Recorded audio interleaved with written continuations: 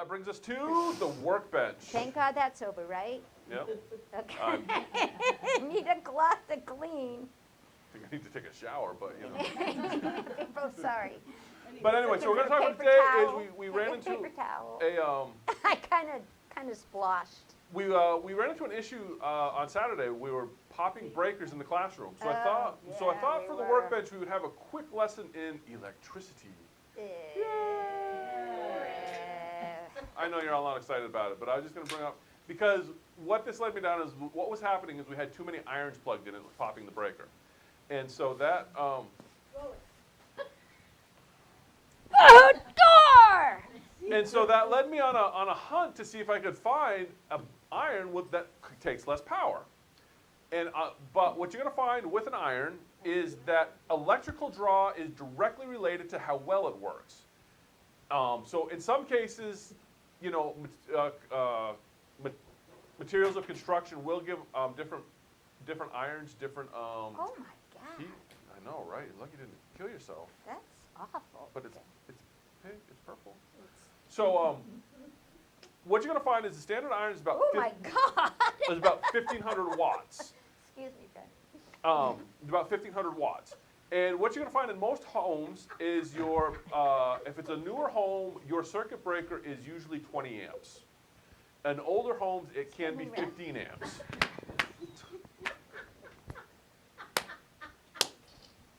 Okay. Anyway, and so what does that mean in terms? What is wrong with her? And I just wanted to go over how to convert watts to amps so you don't get yourself in trouble in your craft room. But apparently nobody cares. So was the problem our wattage, our amperage, or the crappy iron? Watts and amps are two different measurements. I just want to know, was it the iron? It was the irons because how do you figure out? The iron? We had one iron too many.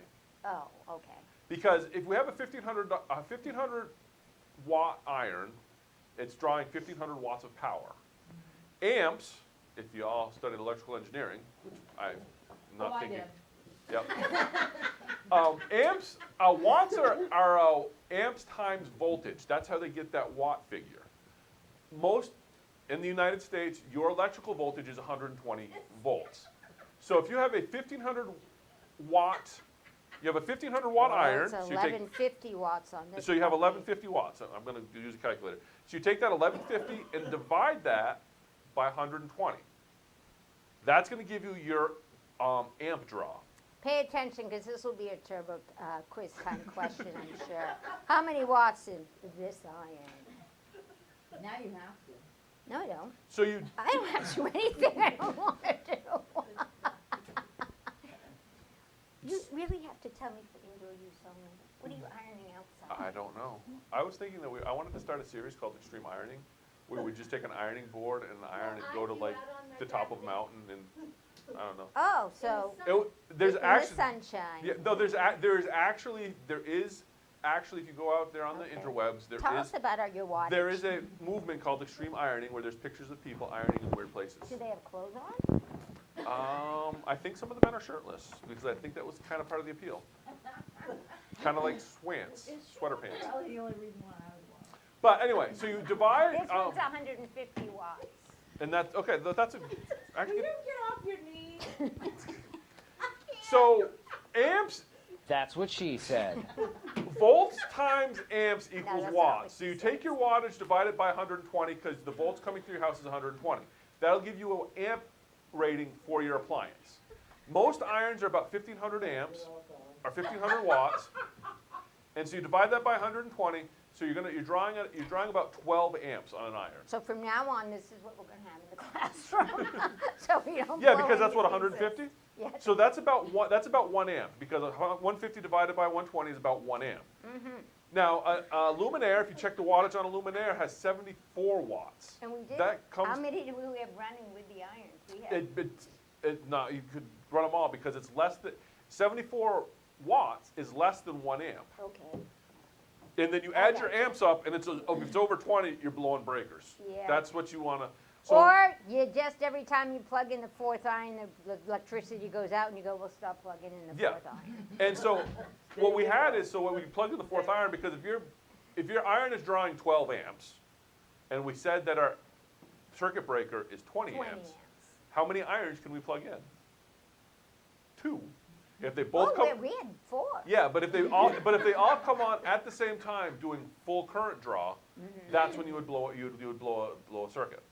So so I just wanted to go over watts and amps, because if you're putting a sewing room together, something to consider. But honestly, the new sewing machines, like I said, most sewing machines draw less than 1 amp. Irons will draw a lot of power, and if you try to find like a really eco-friendly, less powered iron, it's probably It's not not gonna going to get as it's not going hot. to work as well.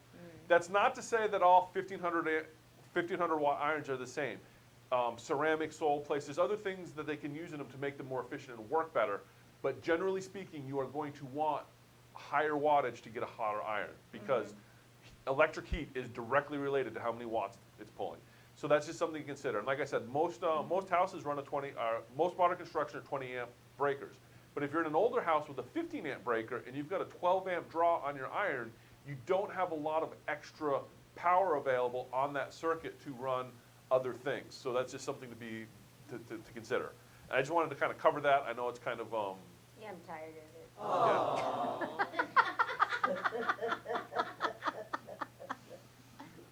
the other thing, So just from can a, you fix your circuit breaker so I we can I have have to 4 add irons? another circuit. Oh, that sounds like a big deal. I got a way to do it, I think. The other, and another just a quick safety thing, because I figured this is more safety than actually interesting sewing stuff, is your wires. If you get those cheap white electrical extension cords, the more watts you're drawing through a wire, the hotter it's going to get. So if you're drawing 1500 watts through a Christmas tree light extension cord, you can melt or burn something because that wire isn't rated to pull that much current through. So that's something to keep in mind. That gets into wire gauges and stuff. But if you're working with an iron, make sure you have a heavier duty extension cord for it, so that you don't. And the longer the extension cord, the more the resistance. So you could, if you have I a. don't want to know. Now shut up! I can't think with your bad one. Well, these are things that can. If you have an old house that's not No, properly here's wired. what I do. I go, Mr. Electrician, Yes. I'm having trouble running 2 air conditioners, a long arm, 6 irons, a luminaire, and a big brother all in the same room. Come and fix it. But I'm just saying, if you're up here for the summer in your summer camp over on the lake, Fix and you it. have one outlet in the house, and you run a 50-foot extension cord to run your Well, iron, that's it. You and that gotta extension stress. cord is 16 gauge wire, Yeah, you're that's going to not burn the good. cabin down. That's all I'm Yeah. trying to say. Yeah. What happened to your hot tub? Yep. No, that was my pool shed that went on Oh, fire. that's right. Yeah, Was it an electrical issue? it was. You see, if you had watched this last week, you would No, have it was internally in the pool heater. been like, all right. Yeah, they set the things ablaze. It Yeah, did. hey,